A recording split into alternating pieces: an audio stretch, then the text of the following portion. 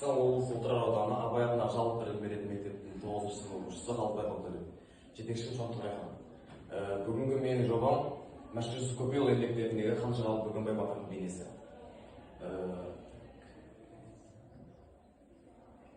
Негізінен қазақ халқының тарихы ғасырлар бойы ауыз әдебиеті мен шежірелер арқылы сақталып, ұрпақтан ұрпаққа жеткізілді. Осындай құнды деректердің бірі Мәшһүр Жүсіп Көпейұлының еңбектері. Ол өзінің еңбектерінде қазақ халқының өткенін, батырлары мен хандарының өмірбаянын баяндап кеткен. Мәшһүр Жүсіп кім? Мәшһүр Жүсіп Көпейұлы 1858 жылы дүниеге келген. Ол қазіргі Павлодар облысы Баянауыл ауданындағы Азадас деген жерде дүниеге келген. Және де Мәшһүр Жүсіп Көпейұлы орта жүзден тараған арғыннан шыққан Бесмейрам атты әулетте дүниеге келген. Бұл Бесмейрам әулеті туралы атақты Абылай ханның өзі. Осы Бесмейрам әулетінің баласы деген ел пайғамбар мен шадияры болмаса да қазақтың адамның бұлбұлы мен дүнделі түгел туған ел деп атап өткен. Және де осы Мәшһүр Жүсіп еңбектерінде көбінесе Қанжығалы Бөгенбай батырдың деректері кездеседі. Қазіргі таңда ұлттық тарихты зерттеу маңызды ғылыми бағыттардың бірі болып табылады.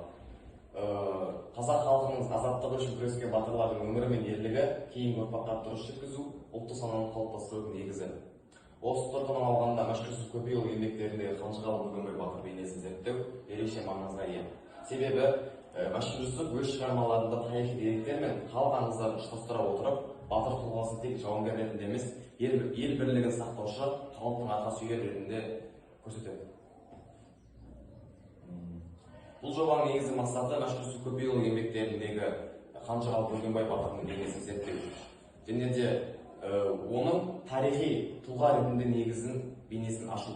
Жоба барысында Қанжығалы Бөгенбай батырдың қазақ тарихындағы орны мен рөлі анықталатын болды. Мен осы мақсатқа жету үшін алдыма мына міндеттерді қойдым.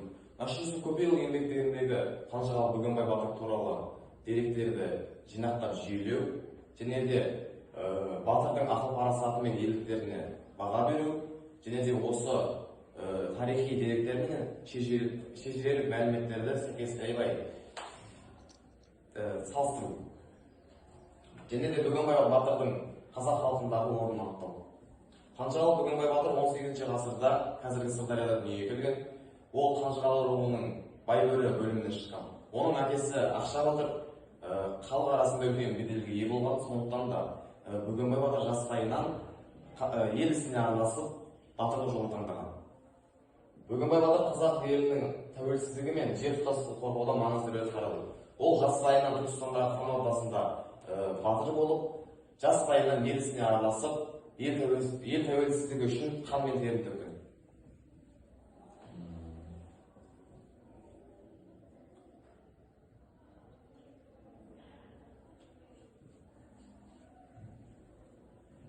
Қанжығалы Бөгенбай батырдың ерліктері. Оның шыққан тегі жаңағы Ақша батырдың ұлы, Қанжығалы ұлы. Ол 1710 жылы қазақ халық жасағының қолбасшысы болып тағайындалып, яғни ол Абылай ханның сенімді серігі ретінде ел ісіне араласып, Абылай ханның қасындағы ақылшысы болған. Тәуке хан тұсында Қанжығалы Бөгенбай батыр әскери жағдайды жақсы меңгерген қолбасшы ретінде танылды.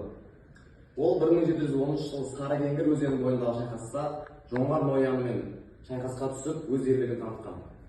Және де 1730 жылы Аңырақай шайқасында ел тәуелсіздігін сақтауға үлкен үлесін қосқан. Және де оның 1750 жылы Аягөз өңіріндегі шайқасы сәтсіз болып аяқталып, сол жерде ол жан тапсырды.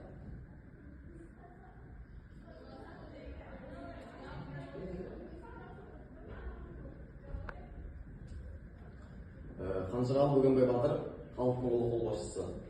Ол 1713 жылы қазақ әскерінің қолбасшысы ретінде танылып, 1730 жылы Аңырақай шайқасында ерлік көрсетті. Және де ол тек қана өзінің жауынгерлігімен емес, халық арасындағы шешен ретінде де халыққа танылған. Ол көптеген дауларды шешетін болған халық арасындағы.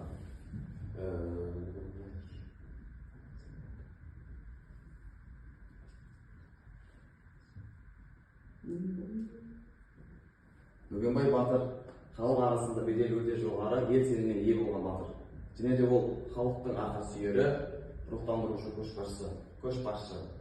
Оның жорық алдында өз жауынгерлері рухтандырғаны жорық жырауларының дастандары менен халық арасындағы аңыздарда кеңінен айтылады.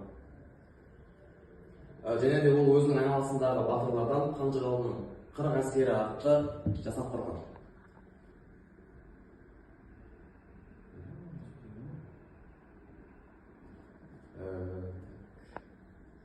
Машыр Жүсіп Көпейұлы өз еңбектерінде Қанжығалы Бөгенбай батырды Абылай хан дәуіріндегі ең беделді көшбасшының бірі ретінде сипаттайды. Ол оның шыққан тегі мен руын нақтылап кеткен. Машыр Жүсіп деректерінде Бөгенбай батырдың жоңғарларға қарсы күресте қазақ жасақтарын ұйымдастырып, қол бастап жүргені айтылады. Сонымен қатар оның сарбаздарды рухтандырып, шайқас алдында жігер бергенін көрсетті. Бұл батырдың тек жауынгер емес, көшбасшы тұлға болғанын дәлелдейді. Ол Абылай хан ордасына ерекше ықпалы болған. Ол ел басқару ісіне араласқан. Бұл деректер оның саяси тұлға болғанын да көрсетеді. Зерттеу барысында Машыр Жүсіп Көпейұлының еңбектері тек әдеби емес, тарихи материал екені анықталды. Қанжығалы Бөгенбай батыр бейнесі Машыр Жүсіп еңбектерінде тек әскери қырынан ғана емес, әлеуметтік саяси тұлға ретінде сипатталады. Зерттеу нәтижесінде Машыр Жүсіп шығармаларында тарихи шындық пен көркемдік баяндаудың ұштасатыны анықталды. Автор батыр бейнесін нақты деректермен қатар халықтық таным аңыз арқылы бір-бірімен сәйкестендіреді. Қорыта айтқанда, Қанжығалы Бөгенбай батыр қазақ тарихындағы ең беделді көшбасшылардың бірі. Ол ел тәуелсіздігіне үлкен тер мен қан төккен. Зерттеу барысында Машыр Жүсіп еңбектеріндегі деректер тарихи мәліметтермен салыстырылды. Нәтижесінде сәйкес келетіні дәлелденді. Бұл шежіре деректің ғылыми маңызы көрсетеді. Бөгенбай батыр тек ержүрек жауынгер емес, халық жадында қалған көшбасшы қаһарман.